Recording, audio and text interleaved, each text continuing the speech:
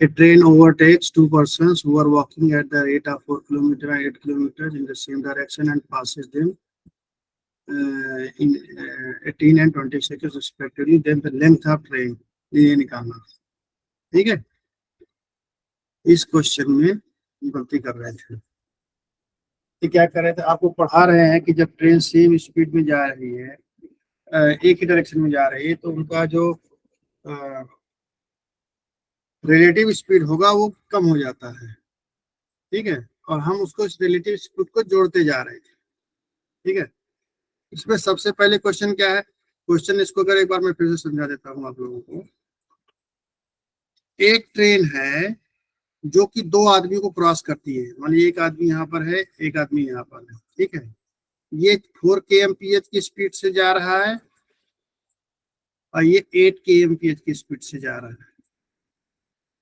ठीक है, दोनों इसी डायरेक्शन में जाते हैं, चल रहे हैं, और एक ट्रेन इधर से आ रही है। ठीक है, ये ट्रेन आ रही है इधर से, वो भी इसी डायरेक्शन में जा रही है, तो ये क्रॉस करती है, इसको भी क्रॉस करती है, इसको भी क्रॉस करती है।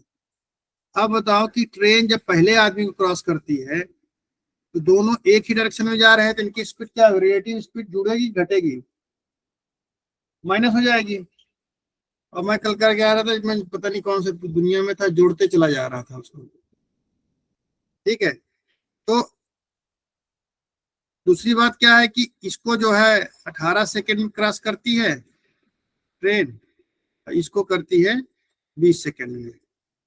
ठीक है, अब हमारा ये ऊपर का स्पीड 4 kmph है, इसको हमको मीटर पर सेकेंड में चेंज करना है।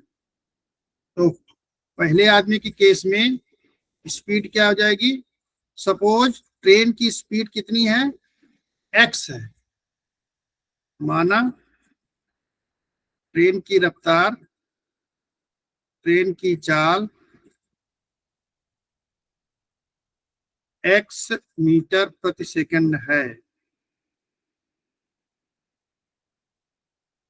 ठीक है,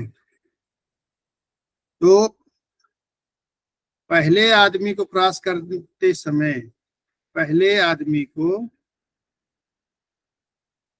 क्रॉस करते समय रिलेटिव स्पीड क्या होगी, सापेक्ष स्पीड क्या होगी, रिलेटिव स्पीड हो जाएगी ट्रेन की स्पीड में से आदमी के स्पीड 4 × 5/18 को माइनस कर देंगे, ये हमारी रिलेटिव स्पीड हो जाएगी। इसी तरीके से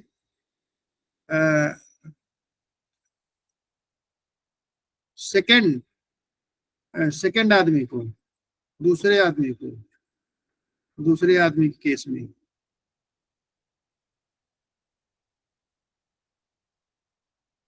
तो रिलेटिव स्पीड हो जाएगी x - 8 × 5/18 मीटर प्रति सेकेंड। ये चीज यहां तक समझ में आया? क्या बात है, मैं देखता योगों का क्लास चलता तो आप लोग खूब टक टक टक टक बोलते रहते हो, जब मैथ की क्लास आ जाती सांप सुन जाता है सबको। या तो समझ में नहीं आ रहा है बिल्कुल, या तो फिर आप लोग जो है कुछ बदमाशी करते हो। समझ में नहीं आ रहा तो पूछना चाहिए, वो भी नहीं करते हो, और एक्चुअली इंटरेस्ट लूज होता चला जा रहा है। तो मैं भी इसको जल्दी से खत्म कर देता हूँ, 2-3 दिन में आप लोग फ्री हो जाएंगे। चलिए ठीक है, अब मैं सब बता रहा, पूछ रहा हूँ, नहीं समझ में आ रहा है या नहीं आ रहा है आप लोग, ठीक है। अब क्या होगा, अब पूछ रहा है कि लेंथ ऑफ ट्रेन, माना ट्रेन की लंबाई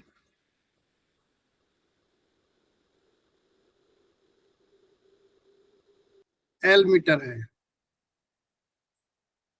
ठीक है, अब जो ट्रेन की लंबाई तो वही रहेगी ना, एक आदमी को क्रॉस करेंगे तो एक्चुअल ट्रेवल डिस्टेंस ट्रेन की लंबाई होगी। मैंने कल बताया था कि अगर ट्रेन पोल को क्रॉस करती है, आदमी क्रॉस करती है, निग्लिजिबल लेंथ की चीज को क्रॉस करती है, तो जो ट्रेवल डिस्टेंस होगा वो ट्रेन की लंबाई ही होगी। तो ट्रेन की लंबाई एल बराबर क्या होगा, एल डिस्टेंस बराबर क्या होता है, स्पीड इंटू टाइम।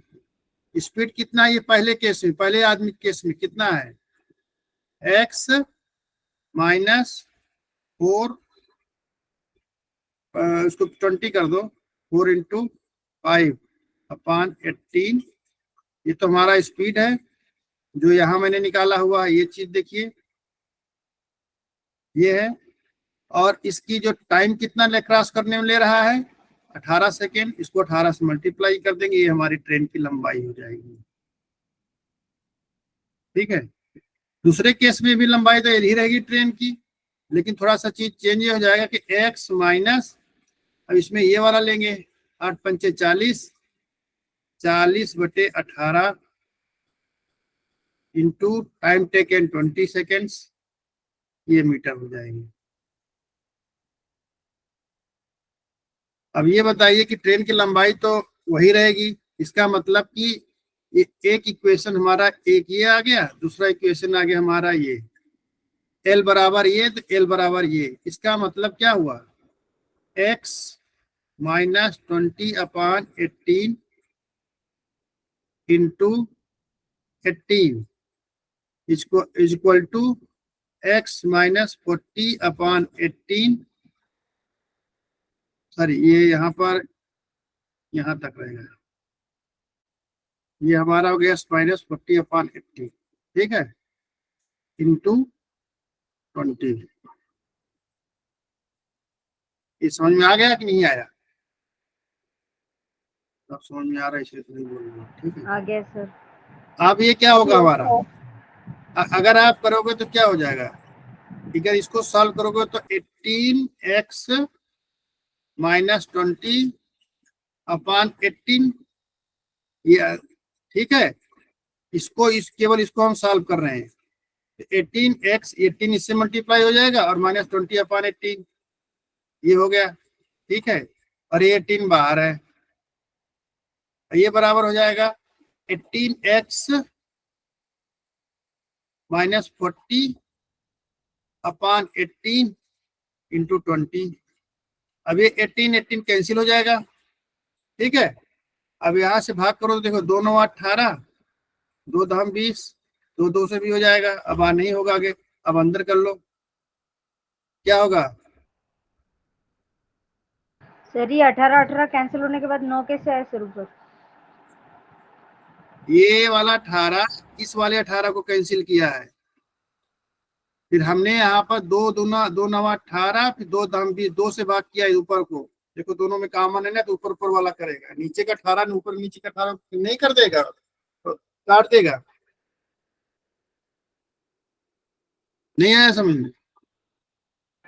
सर ये जो 18x माइनस ये -20 जो है ना, ये 18 आपने ऊपर और नीचे का कैंसिल किया ना, तो ये ऊपर 9 कैसे आया ये सर। नहीं, इसको नहीं कैंसिल किया है, ऊपर नीचे वाले को नहीं कैंसिल किया है, ये वाला 18 को इस वाले 18 से कैंसिल किया है। फिर अब यहाँ पर बचा 18 और यहाँ पर बचा ओके 20, उसको तो 2 फिर से हमने डिवाइड क्या किया, किया। फिर हमने 2 से 2 9 18, 2 10 20। देखो मैं इसको सिंप्लीफाई कर रहा हूँ कि जिससे कैलकुलेशन में आसानी हो जाए, जल्दी से हो जाए, ठीक है। तो यहाँ पर 18 9 कितना होता है, 162, 162x माइनस 9 दूनी 18, 180 बराबर 180x, ये 10 अंदर आ जाएगा ना, माइनस 400। अब क्या करो, इसको इधर ले आओ और इसको इधर ले जाओ,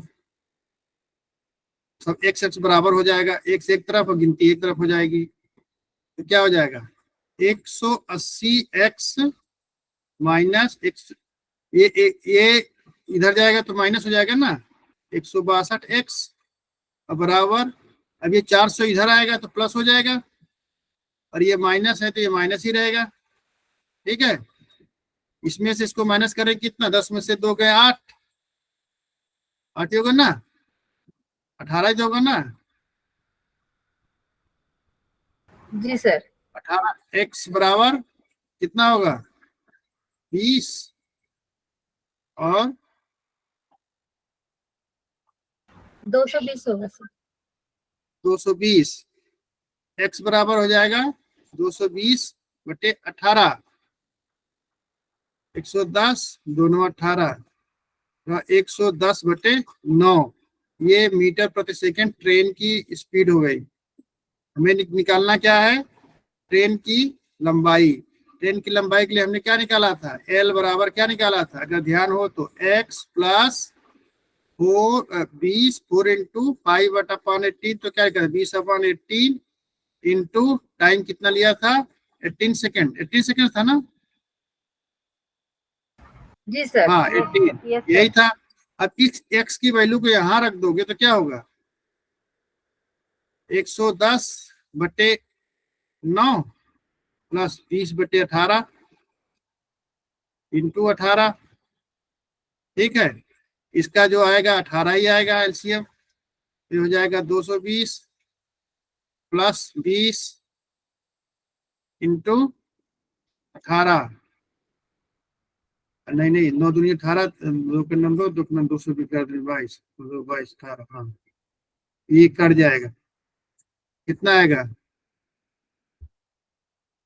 अरे माइनस है बाबा, ये माइनस है, स्पीड माइनस, फिर मैंने वही गलती किया है। 220 माइनस 20, तो ये कितना, ये 18 से 18 कट जाएगा, 200। 220 माइनस 20 बराबर 200 मीटर। ठीक है, सेम वही फार्मूला, सेम वही चीज है, बस क्वेश्चंस को बिना प्रैक्टिस के नहीं आएगा। हम चाहे रोज बोलते रहें, चाहे 10 बार बोलें, चाहे 1 बार बोलें, आपको पेन उठाना ही पड़ेगा। अब एक ये वाला क्वेश्चन था, ये वाला मैंने बोल दिया था, इसको याद कर लेना। 2x1y1/x2y2 वाला फार्मूला है। और ये टिक नंबर 6 का ये क्वेश्चन ऐसा है कि बहुत दिक्कत वाले इस तरह के प्रश्न आते नहीं है, लेकिन फिर भी मैं आपको समझा देता हूँ। कह रहा है कि एक स्थान है ये ए, यहां से 2 ट्रेन चलती है, इधर को 2 ट्रेनें चल रही हैं। ठीक है, एक ट्रेन चलती है 10 AM पे, एक चलती है 10:30 AM, दूसरी चलती है 10:30 AM पे, मतलब आधे घंटे बाद।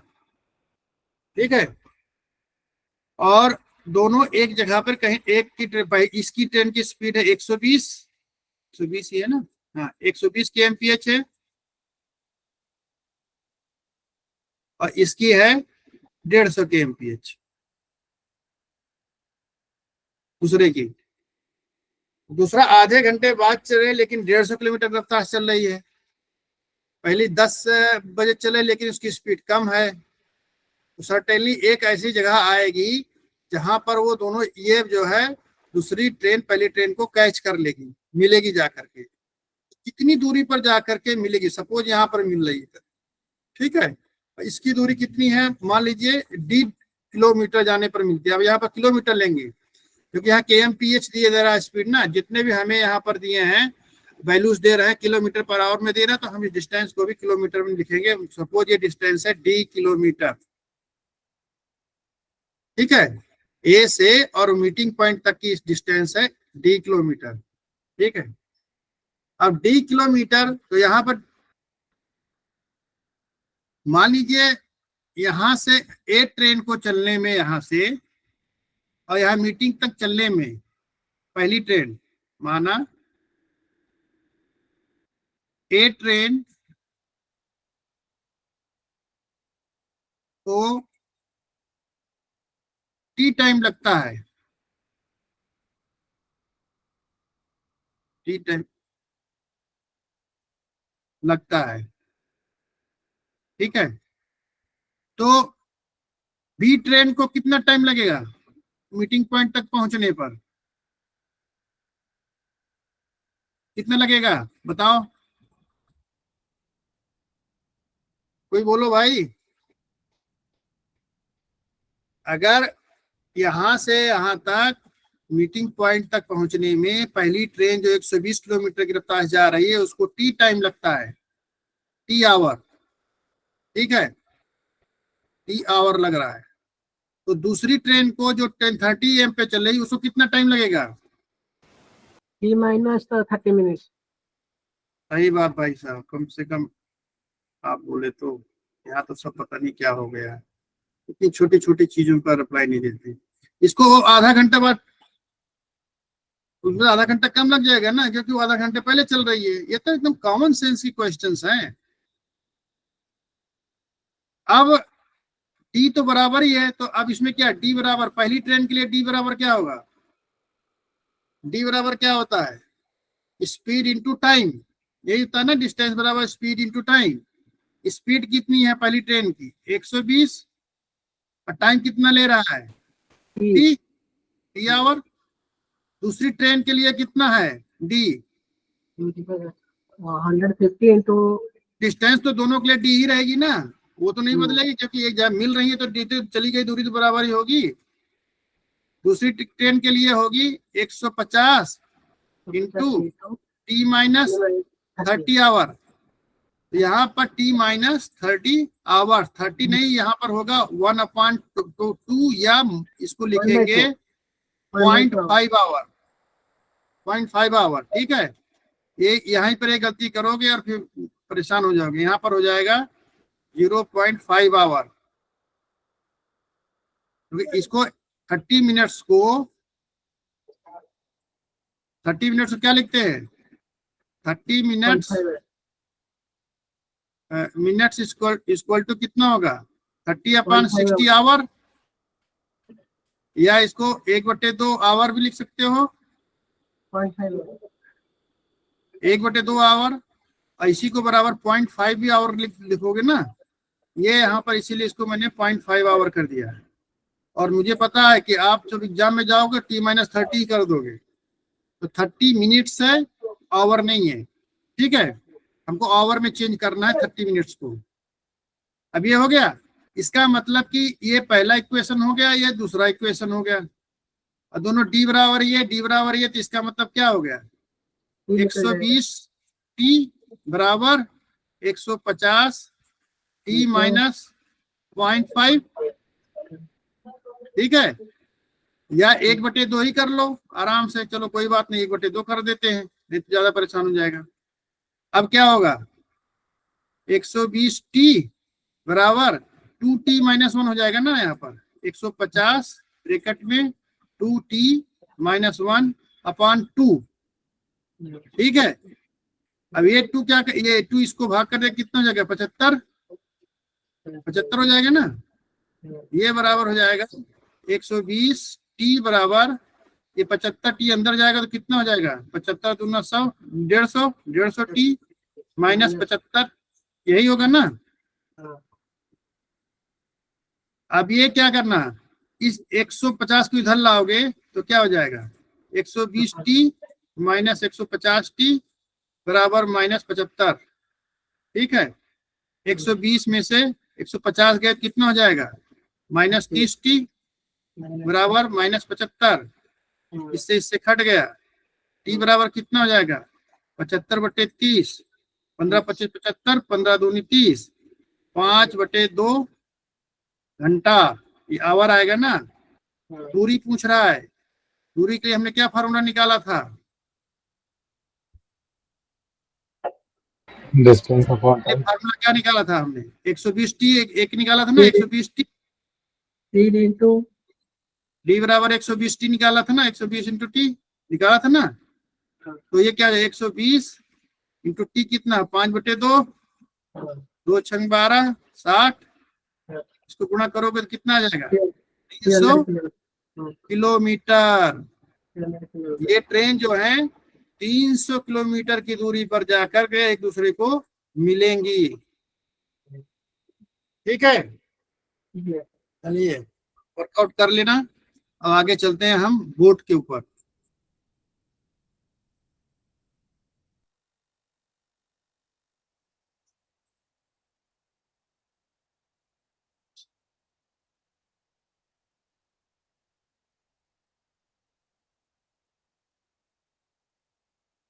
देखिए, अब बोट एंड स्ट्रीम्स, ये क्वेश्चन बहुत आते हैं नाव वाले, हमारे सब बारी में आया थे, एक या दो क्वेश्चन आ जाते हैं इसमें से। बहुत आसान है, सब उसी पर है, जो हमारा एक फार्मूला है, speed equal to distance upon time, इसी पर सब है, डिस्टेंस अपॉन टाइम, इसी पर पूरा फार्मूला है, इसी पर क्वेश्चंस है। ठीक है, बोट एंड स्ट्रीम्स, इसमें ध्यान देने वाली है बात है कि इसमें कुछ भी बहुत अंतर नहीं है। इसमें एक बोट या तैराक, बोट या स्विमर, दो चीज का होता है, कभी स्विमर दे देता है, कभी तैराक दे देता है, ठीक है, या बोट दे देता है, कि वो उसकी स्पीड, तैरने की स्पीड या बोट की स्पीड जो देता है, बोट की स्पीड बताया, मान लीजिए कि 10 kmph, 10 kmph बोल दिया, ठीक है। इसका मतलब, एक तो इससे पहले बताने से पहले देखो, एक होती है शांत धारा, पानी की शांत धारा, और दूसरी होती है धारा या स्ट्रीम बोलते हैं इसको, और इसको बोलते हैं शांत धारा। शांत धारा को बोलते हैं हम यहाँ पे स्टिल वाटर, स्टिल, स्टिल एकदम शांत है, ठीक है। तो जब शांत धारा होगी, तालाब होगा, तालाब में कोई तैराक तैर रहा है या बोट चल रहा है, तो जो तालाब का पानी है, क्या उसके बोट की स्पीड पे कोई फर्क डालेगा? नहीं डालेगा। जो बोट की स्पीड होगी वही उसी स्पीड से चलेगा, उसी जो तैराक की स्पीड होगी उसी स्पीड से चलेगा। तो शांत धारा में जो तैराक या बोट की स्पीड होती है, वह उसी को हम बोट की स्पीड बोलते हैं, ठीक है। अगर बोट की स्पीड बोला जा रहा है, इसका मतलब कि बोट की स्पीड इन स्टिल वाटर। और जब हम इसको किसी धारा में प्रवेश कराते हैं, तो धारा में चलती है, तो धारा में दो बातें आ जाती हैं। दो बातें क्या आती हैं? एक तो ये आ जाती है धारा की दिशा, धारा की दिशा में बोट की स्पीड, और दूसरा धारा के विपरीत दिशा में, विपरीत दिशा में स्पीड, ठीक है। तो मान लीजिए शांत धारा में बोट की स्पीड, बोट की स्पीड बोल रहा हूं, मतलब कि शांत धारा में स्पीड हो गया, ठीक है, x kmph है, x है, ठीक है। और धारा की, स्ट्रीम की धारा, स्ट्रीम की जो स्पीड है ये है y kmph है,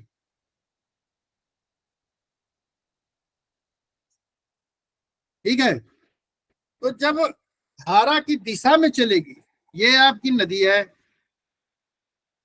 धारा इसी दिशा में बह रही है, यहां पर आ गया बोट आ गया, ठीक है। अब बोट जब चलेगा तो बोट की स्पीड और इसकी स्पीड आपस में बढ़ेगी घटेगी? बढ़ेगी। बढ़ेगी सर, सेम दिशा में है हाँ, तो बढ़ेगी। तब यहाँ पर इसकी जो रिलेटिव स्पीड होगी, रिलेटिव स्पीड होगी बोट की, बोट या तैराकी हो जाए x + y kmph। और जब धारा की विपरीत दिशा में आएगा, मान लीजिए आप पहले इधर जा रहा था, अब यहाँ आ गया, अब यहाँ से वापस जा रहा है इधर को, तब विपरीत दिशा में इसकी स्पीड जो हो जाएगी, कम हो जाएगी, क्योंकि धारा उसको धकेलेगी, x - y kmph। इस चीज को मेन ध्यान रखना है बस। जब बोट धारा की दिशा में चलेगी तो धारा की स्पीड और बोट की स्पीड आपस में जुड़ जाएगी। जब बोट धारा की विपरीत दिशा में चलेगी तो बोट की स्पीड में से धारा की दिशा को माइनस कर देंगे, तो वो उसकी रिलेटिव स्पीड आ जाएगी, ठीक है। Speed of boat means speed of, देखो मैं इसको थोड़ा सा आपको दिखा भी देता हूँ।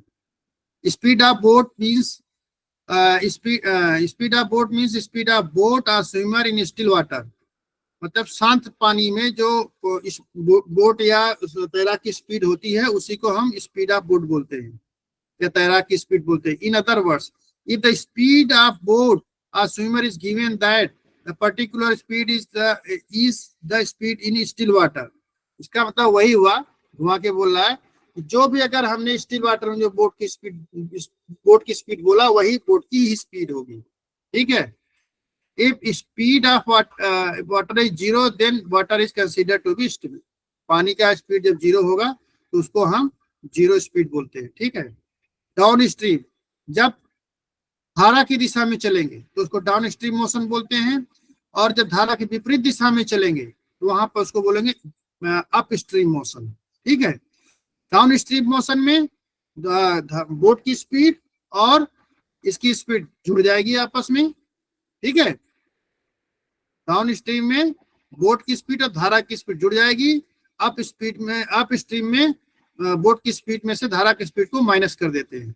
अब यहाँ पर अगर आप चाहो तो यहाँ देख सकते हो, ये देखिए expert inside, let the x and y be the speed of boat in still water and speed of stream respectively, मतलब x जो है बोट की स्पीड है और y जो है स्ट्रीम की स्पीड है। तो डाउन स्ट्रीम में बोट की स्पीड हो जाएगी x प्लस वाई और अप स्ट्रीम में x माइनस वाई। ठीक है। ये देखो वही जोड़ के पूरा बता दिया है। ठीक है। अब हम चलते हैं आगे थोड़ा सा। क्वेश्चन आया है, पहला क्वेश्चन जो आ रहा है हमारा, पहला क्वेश्चन है कि if down stream speed of A boat is 15 kilometre. अब देखो यहाँ पर बोट की, नाव की डाउन स्ट्रीम मतलब धारा की दिशा में डाउन स्ट्रीम स्पीड बोल रहा है। तो इसमें क्या क्या जुड़ा हुआ है, बोट की शांत में स्पीड प्लस धारा की दिशा, यही तो होगी ना, ये जुड़ा हुआ है। और ये बराबर कितना दिया है, ये बराबर दिया है 15 kmph। ठीक है। उसके बाद बोला है and upward speed up stream, x minus by 10 kilometre. हाँ, अप स्ट्रीम का मतलब क्या हो गया, अपोजिट दिशा में जा रहा है। हाँ, तो x माइनस वाई बराबर कितना दिया है, 10 किलोमीटर 10 किलोमीटर पर आवर। अब देखो कितना है, इसका मतलब क्या हमारे पास की इक्वेशन क्या आया, x प्लस वाई बराबर 15 और x माइनस वाई बराबर 10। अगर हम इसको जोड़ देते हैं, ये इक्वेशन नंबर 1 हो गया, ये इक्वेशन नंबर 2 हो गया। अगर इक्वेशन नंबर 1 और 2 को हम जोड़ते हैं, ठीक है, तो क्या होगा, जोड़ेंगे तो ये से वाई कट जाएगा और x प्लस x 2x हो जाएगा बराबर 25। 25। ठीक है। x बराबर क्या हो जाएगा, इधर ले आते हैं और x इज इक्वल टू 25/2। ये kmph हमारी हो जाएगी बोट की स्पीड। ठीक है। क्वेश्चन क्या पूछ रहा है,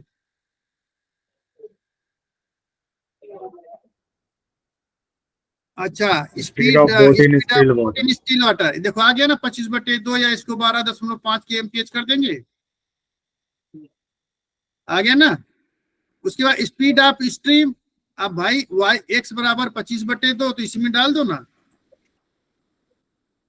x प्लस वाई बराबर 15 है तो x की कितनी वैल्यू आ रही है 25/2, 25/2 प्लस y बराबर 15, y बराबर क्या होगा 15 माइनस 25/2, ये कितना जो है 30 माइनस 25/2 बराबर 5/2 या फिर इसको बोलेंगे 2.5 kmph। आ गया ना, दोनों आंसर हमारे आ गए ना, बोट की स्पीड भी और स्ट्रीम की स्पीड भी। इसमें हमें कोई भी हम बहुत गणित नहीं लगाना था, इसमें सिर्फ हमको दो चीज पता था, अप डाउन स्ट्रीम में x प्लस वाई हो गया, उसकी स्पीड दिया था 15, अपवर्ड अप स्ट्रीम में x माइनस वाई हो जाता है स्पीड 9 की, तो ये कितना दिया है 10। अब इसकी सहायता कितनी, देखो अभी यहाँ से सीधे हो जाएगा, अगर आप चाहो तो यहाँ पर सीधे 2x बराबर 35, तो x बराबर 25, 25/2 या 12.5। देखो यही सीधे आ जाएगा, नहीं आ जाएगा, यहीं से अगर आपको ये चीज बन गया, कैलकुलेशन थोड़ा सा भी है तो यहीं से हो जाएगा। अब 12.5 को यहाँ पे रखोगे तो y बराबर क्या होगा 15 माइनस 12.5, ये बराबर 2.5। देखो दोनों आ गया कि नहीं, यहीं पर कैलकुलेशन कर रहा हूं तो उतना लंबा आ रहा है, नहीं तो आप देखो कि यहीं से सब आ जा रहा है, केवल इतने में ही, एक लाइन में। ठीक है सर 15 x प्लस बाई दोनों का था और यहाँ पे सिर्फ x में क्योंकि x की वैल्यू हमारे पास निकल गई तो बाई में से माइनस कर दिया, राइट?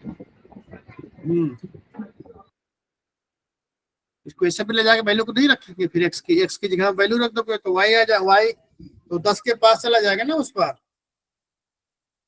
अरे भाई दिया था क्या, x प्लस वाई बराबर दिया था कितना, 15 दिया था ना।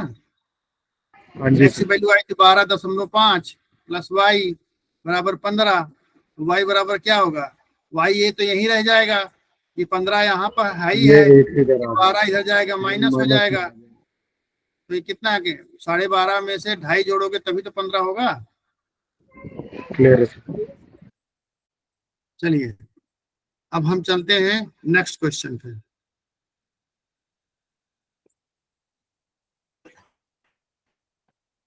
अब देखिए इसमें क्वेश्चन क्या दे रहा है कि a person can swim in still water with A speed of 5 kilometre. इसका मतलब बोट की स्पीड होगी ना, बोट की शांत पानी में speed, boat speed in still water, यही होगा ना। ये कितना दिया है 5 kmph, ठीक है। Speed of stream is 1। अब देखो स्ट्रीम की स्पीड कितना दिया है, स्ट्रीम 1 किलोमीटर 1 kmph, ठीक है। अब यहाँ पर क्वेश्चन क्या बोल रहा है, then to go and from a point time taken is 75 metre. बोल रहा है कि अब ये हमारी नदी है, ठीक है, ये हमारी नदी है, एक पॉइंट है यहाँ पर, मान लीजिए यहाँ पर ए है पॉइंट, ए वाला इस घाट पर, यहां से चलता है बोट और फिर यहां से वापस आता है बोट। टू गो क्या लिखा ना, टू गो एंड फ्रॉम, मतलब यहां से चला यहां तक गया फिर यहां से फिर वापस आया, तो दोनों आने जाने में कितना टाइम ले रहा है 75 मिनट, यहाँ पे ध्यान रखना, ठीक है। तो आप इसको तुरंत ही आप इसको 75/60 आवर कर देना, बिल्कुल देर मत करना, ठीक है, क्योंकि यहाँ kmph है तो इसको 75/60 आवर कर देना। अब ये कुल टाइम होगा ना, जाने में और आने में, जाने में और आने में लगा समय, यही तो हुआ ना। अब हमारी जाने में इसकी स्पीड कितनी होगी बोट की, जाने में डाउन स्ट्रीम, जाने में बोट की स्पीड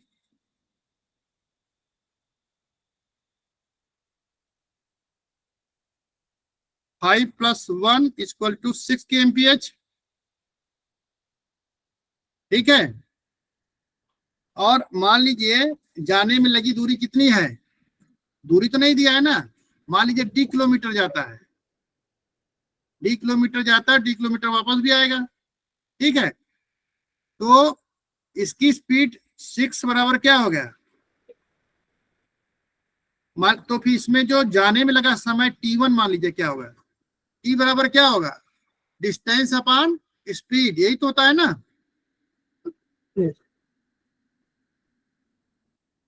t बराबर डिस्टेंस अपॉन टाइम होगा ना, स्पीड अपॉन डिस्टेंस बराबर स्पीड अपॉन, नहीं हाँ t बराबर होगा स्पीड अपॉन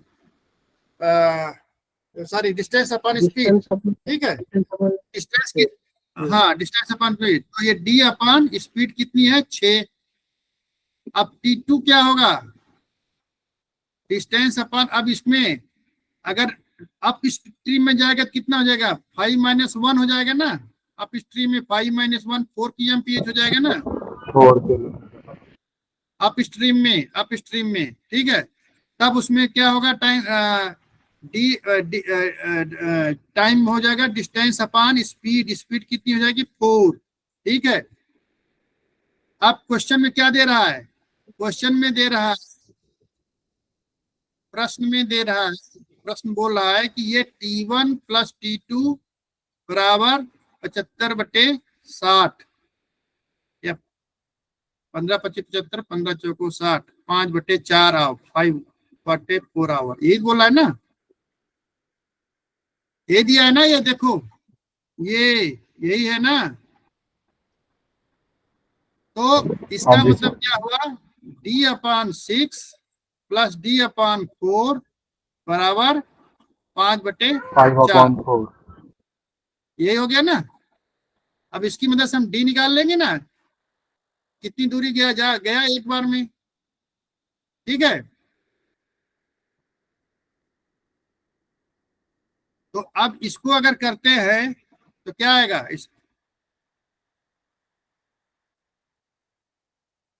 इसका एलसीएम आ जाएगा, चलो हम 12 कर देते हैं, 12 आएगा, लेकिन चलो हम सीधा कर देते हैं, 6 × 4 कर देते हैं, ठीक है। ये यहाँ हो जाएगा 4D, फिर यहाँ आ जाएगा 6D बराबर 5/4, 5/4।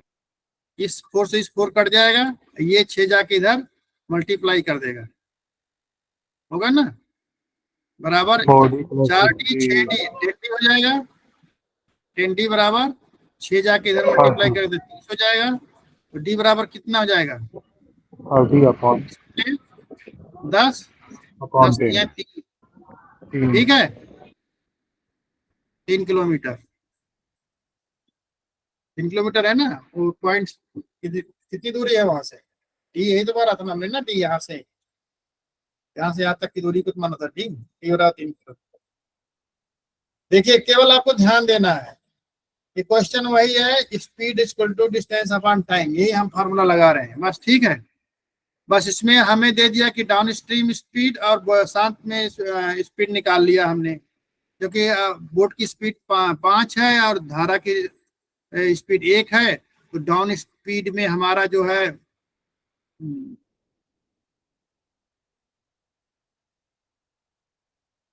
तो हमारा जो अगर ये हम हो जाता है, हाँ, तो अगर हमारा 5 डाउन स्ट्रीम में ये दोनों जुड़ जाएंगे आपस में, जुड़ करके इसकी स्पीड हो जाएगी 6 किलोमीटर, और अप स्ट्रीम में हो जाएगा 5 - 1 4 किलोमीटर हो जाएगा। बोल रहा है कि जाने और आने में 75 मिनट लग रहे हैं, तो मतलब जाने और आने में कितना लग रहा है, 75 मिनट। स्पीड दिया था किलोमीटर पर आवर, तो हमने तुरंत इसको मिनट को आवर में बदल दिया, 75/60। इसी 75/60 को हमने बना दिया था 5/4 आवर। इसका मतलब जाने और आने में दोनों को मिला करके जो समय लगा है वो बोला था 75 मिनट। अब हम इसकी में T1 निकाल देते हैं, T1 बराबर टाइम, फार्मूला क्या हो जाएगा, speed equal to distance upon time, में टाइम बराबर होता है डिस्टेंस अपॉन स्पीड। तो हम T1 निकाल लिया, T1 क्या है, जो इस दूरी है यहाँ से यहाँ तक की दूरी हमने D माना था, तो ये D हो गया। स्पीड कितना है इस डाउन स्ट्रीम में, तो 6 निकाला था, इस 6 से भाग कर दिया तो हमारा T1 आ गया। T2 निकाल दिया, D/4 निकाल दिया। अब ये T1 + T2 = 5/4 है, इसका मतलब D/6 + D/4 = 5/4, एकदम सिंपल सा है। अब इसको मैंने कैलकुलेट कर दिया, कैलकुलेट करके मैंने D निकाल दिया, देखो सीधे D = 3 किलोमीटर आ गया। और अगर पूछे जाने में कितना समय लगा, इसका मतलब T1 निकालना है, तो D कितना है, 3/6, 6, तो एक आधा घंटा लगेगा, ठीक है। T2 बराबर क्या होगा, D/4 है तो 3/4 हो जाएगा, ठीक है। और इनको अगर जोड़ोगे तो क्या हो जाएगा, 1/2। 3 2 5, 5/4 हो जाएगा, और 60 से गुणा करोगे तो क्या हो जाएगा, 4-15 में 60, 15-25, 75 मिनट आ गया नहीं आ गया, वही आ रहा पूछ रहा है। T1 में भी निकाल सकते हैं, T2 भी निकाल सकते हैं। आपको कंसेप्ट क्लियर होगा तो सब आराम से हो जाएगा। ठीक है, अब चलते हैं हम आगे। तीसरा एग्जांपल क्या है कि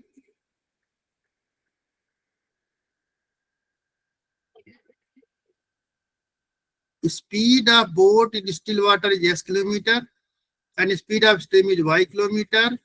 Then go and from distance time taken, वही तो हो गया, वही तो निकाला मैंने भी ना। तो 20 किलोमीटर 5 किलोमीटर, तो जाने में स्पीड क्या हो जाएगी 20/25। डिस्टेंस दी है, तो टाइम टेकन कितना हो जाएगा? टाइम टेकन हो जाएगा डी अपॉन, अब देखो वही चीज तो है यार, क्या इसमें है? x प्लस बाई देखो इसमें X बोट की minus स्पीड y. क्या, एक्स बराबर क्या दिया था? बोट की स्पीड दिया है 20 20, और स्ट्रीम की स्पीड क्या दिया है 5। 5 किलोमीटर। तो डाउन स्ट्रीम में क्या हो जाएगी स्पीड 20-5 बराबर 25 kmph, और अप स्ट्रीम में कितना हो जाएगा 20 minus 5 15 kilometre. 20 - 5 equal to 15 kmph। ठीक है, अब यही तो पूछ रहा है कि उस डिस्टेंस दिया है कितनी दूरी जाता है 15 किलोमीटर, तो जाने में कितना टाइम लग रहा है T1 बराबर क्या होगा, ये स्पीड डिस्टेंस अपॉन स्पीड, ये हो जाएगा नहीं हो जाएगा 25। T2 बराबर क्या हो जाएगा डिस्टेंस 15 अपॉन 15, इसमें लगेगा 1 घंटा, इसमें थोड़ा कम लग जाएगा 5 की 15 55 25 3/5, और इसको 60 से गुणा कर दोगे तो दूसरा जगह टोटल टाइम पूछ रहा है ना। टोटल टाइम 3/5 प्लस 1, 5 के 5 3 8/5। ठीक है, ये हमारा आ गया आवर, तो इसे करोगे 1 कंप्लीट 3/5 आवर, यही आएगा।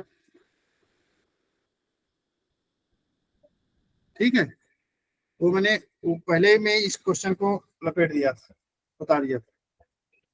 अब चलते हैं हम नेक्स्ट क्वेश्चन में, चौथे में। चौथा क्वेश्चन में बोल रहा है Nikunj can row a certain distance down stream in 12 hour, मतलब बोट का स्पीड जाने में कितना ले रहा है 12 आवर। 12। ठीक है, and can return the same distance in 18 hour, वापस आने में कितना टाइम ले रहा है यहाँ तक 18 आवर्स। ठीक है, तो if the speed of stream is 6, क्या बोल रहा है y इक्वल टू 6, ये बोल रहा है ना। हाँ जी sir. The speed of speed of Nikunj या बोट की स्पीड मान लीजिए कितना है x है, एक से स्पीड ऑफ निकुंज मैंने माना। ठीक है, तो डाउन स्पीड में स्पीड कितनी हो जाएगी, डाउन स्पीड में हो जाएगी x + 6, x + 6, और अपवर्ड स्पीड में हो जाएगी x - 6 kmph। ठीक है, अब जाने में डिस्टेंस तो दोनों की डी है ना, डी दिया तो नहीं है, कितना है दिया हुआ है सर 12 और 18 किलोमीटर पर आवर। नहीं डिस्टेंस, वो सर डिस्टेंस जाके आ रहा है डिस्टेंस वो नहीं दिया है सर, डिस्टेंस मान नहीं लीजिए दिया। D है, मान लीजिए डी है। ठीक है, अब आप कुछ भी इसमें परेशान होने की जरूरत नहीं है।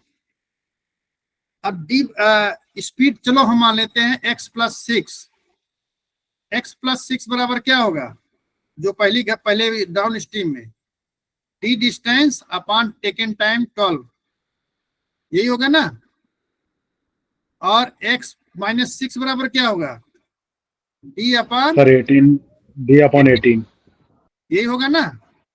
अब यहां से इसको मल्टीप्लाई कर दो, d बराबर क्या हो जाएगा, x + 6 × 12, और यहां पर क्या हो जाएगा, d बराबर x - 6 × 18। -6 × 18।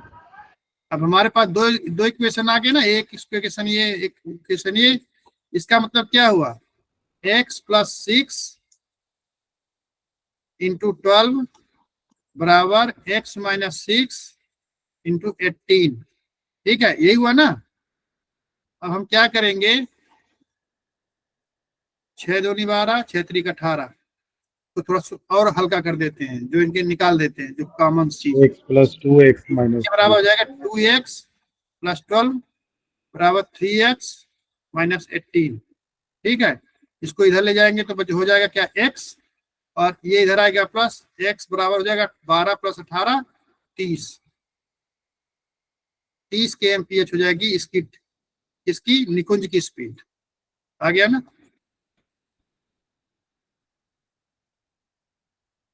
निकुंज की चाल। हो गया कि नहीं हो गया, वही चीज है, वही कंसेप्ट पे चल रहे हैं, कोई हम एक्स्ट्रा नहीं लगाए हैं। और x + 6 × 12 को हमने 2 से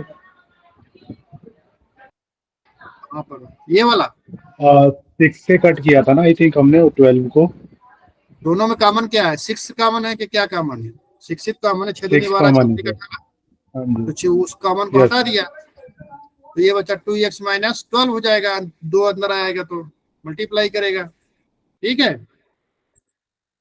और उधर 3 है तो 3 अंदर जाएगा, 3x हो गया। जब इसको कैलकुलेट करो तो x बराबर 30 आएगा।